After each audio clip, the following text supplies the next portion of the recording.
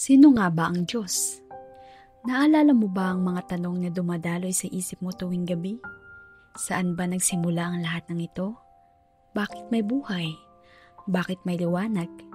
Bakit may mundo? Kung minsan tila walang sagot, pero ang sagot ay palaging nariyan. Isang sagot na mas malaki kaysa sa anumang paliwanag na kayang ibigay ng siyensya o lohika. Isipin mo ang hangin. Hindi mo ito nakikita, pero nararamdaman mo. Ang bawat hinga mo ay nagpapaalala na may nagbibigay buhay sa iyo. Tumingin ka sa bituin sa gabi. Paano ito nananatiling kumikislap? Bahagi ng isang kalawakang hindi natin lubos maintindihan. Hindi ba parang may nagdisenyo nito? Isang maestro na maingat na naglalagay ng bawat detalye, bawat liwanag, bawat galaw. Sabi nga sa Genesis 1 verse 1, sa simula, nilikha ng Diyos ang langit at ang lupa. Ang Diyos ang simula ng lahat. Ang lumikha ng bawat bagay na ating nakikita at hindi nakikita. Pero higit pa riyan, ang Diyos ay hindi lang manlilikha. Siya ang dahilan kung bakit ikaw ay humihinga, nagmamahal at nangangarap. Siya ang nagbibigay layunin sa buhay na tila minsan ay walang direksyon. Ang mga katangian ng Diyos. Diyos ng pag-ibig. Naisip mo na ba kung gaano kalawak ang pagmamahal? Yung klase ng pagmamahal na hindi nakadepende sa kung ano ka, kung anong nagawa mo, o kung ano ang tingin mo sa sarili mo. Ganyan ang Diyos, magmahal. Sabi sa Juan 3 verse 16, sapagkat gayon na lamang ang pagmamahal ng Diyos sa sanlibutan, kaya ibinigay niya ang kanyang bugtong na anak. Isipin mo, sino ba ang magbibigay ng lahat para sa atin kahit hindi tayo karapat-dapat? Ang Diyos lang ang kayang magmahal ng ganito.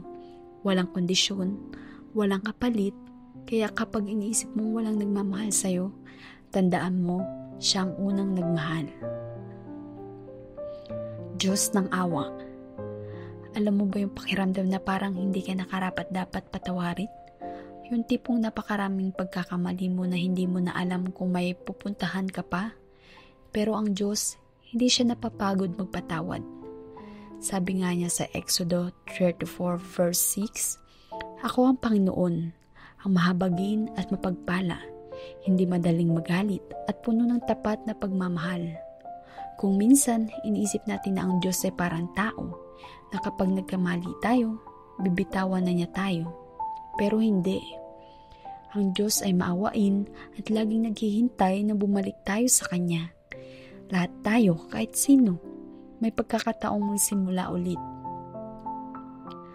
Diyos ng walang hanggang kaalaman. Alam mo ba na wala kang maitatago sa Diyos? Hindi ito para takutin ka, kundi para ipakita kung gaano siya kalapit sa iyo. Sabi sa Awit 147 verse 5, dakilang ating Panginoon at walang hanggan ng kanyang kaalaman. Alam niya ang mga bagay na hindi mo masabi kahit kanino, mga lihim mong takot, mga pangarap mo na kinikimkim. Alam niya ang bawat tibok ng puso mo at bawat luha na pumatak sa iyong mata. At sa kabila ng lahat ng iyon, pinipili ka pa rin niyang mahalin. Hindi ba't nakakagaan ng loob na may Diyos na lubos kang nauunawaan? Diyos na kapangyarihan. Tumingin ka sa kalikasan. Isipin mo ang lawak ng karagatan, ang taas ng mga bundok, ang mga bituin sa langit na parang hindi nauubos. Sino ang gumawa ng lahat ng ito? Ang Diyos. Sabi sa Lucas 1 verse 37, walang imposible sa Diyos. Pero higit pa sa likha niya, ang Diyos ay may kapangyarihan ding baguhin ang ating mga buhay. Yung mga bagay na akala mong hindi na maayos, mga sugat ng nakaraan, mga pangarap na nawala, lahat ito kayang buuin ulit ng Diyos. Sa kanyang mga kamay, walang imposible. Diyos na katarungan at katapatan. Siguro minsan iniisip mo, nasaan ang Diyos sa gitna ng kawalang katarungan? Pero tandaan mo, ang Diyos ay hindi lang mabait. Siya rin ay makatarungan. Sabi sa Deuteronomio 32 verse 4, ang Diyos ay tapat at walang kasamaan sa Kanya. Siya ay matuwid at makatarungan. Ang bawat pagkakamali ay may tamang kabayaran, pero ang kabutihan ng Diyos ay laging nagbibigay ng pagkakataon para itama ito. At higit sa lahat, Tapat siya sa kanyang mga pangako. Kahit madalas tayong magkulang, ang Diyos ay nananatiling totoo sa kanyang salita. Hindi ba't ito ang klaseng Diyos na nais nating sandigan? Paano nagpapakilala ang Diyos? Sa kalikasan. Alam mo ba na ang kalikasan ay parang libro na isinulat ng Diyos? Sabi sa Roma 1 verse 20, mula pa ng likhain ng mundo, ang kanyang mga katangian, ang kanyang walang hangganang kapangyarihan at pagka-Diyos ay maliwanag na nakita sa pamamagitan ng mga bagay na nilikha. Kaya't kung titingin ka sa bituin sa gabi o maririnig mo ang alon ng dagat, parang sinasabi niya, naririto ako. Sa Biblia, buksan mo ang Biblia, hindi lang ito kwento.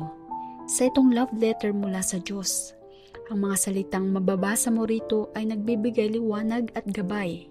Sabi sa 2 Timoteo 3 verse 16, lahat ng kasulatan ay kinasihan ng Diyos at kapaki-pakinabang sa pagtuturo ng katotohanan. Sa buhay ni Jesus, paano natin makikilala ang Diyos? Sa pamamagitan ng kanyang anak na si Jesus. Ang Diyos ay hindi nanatiling malayo. Pinili niya na maging tao. Sabi sa Juan 14 verse 9, ang nakakita sa akin ay nakakita na sa Ama. Sa buhay ni Jesus, makikita natin ang awa, pagmamahal at sakripisyo ng Diyos. Sa ating sariling buhay, naalala mo ba yung panahong akala mo hindi mo na kaya, pero biglang may dumating na tulong? Yun ang Diyos. Sabi sa awit 46 verse 1, ang Diyos ang ating kanlungan at lakas, isang tulong na laging handa sa oras ng kagipitan. Hindi siya malayo, naririyan siya sa bawat sandali ng ating buhay. Ang Diyos ay higit pa sa iniisip natin. Siya ang ating manlikha, ating Ama at ang ating tagapagligtas. Ang kanyang pagmamahal ay walang hanggan, ang kanyang awa ay walang katapusan, at ang kanyang kapangyarihan ay walang limitasyon. Kaya't ang tanong ko sa iyo, sino ang Diyos sa buhay mo? Manalangin tayo. Panginoon, salamat sa iyong pagmamahal. Turuan mo akong makilala ka pa ng lubos at magtiwala sa iyo ng buong puso. Gabayan mo ako sa bawat hakbang ng aking buhay. Amen.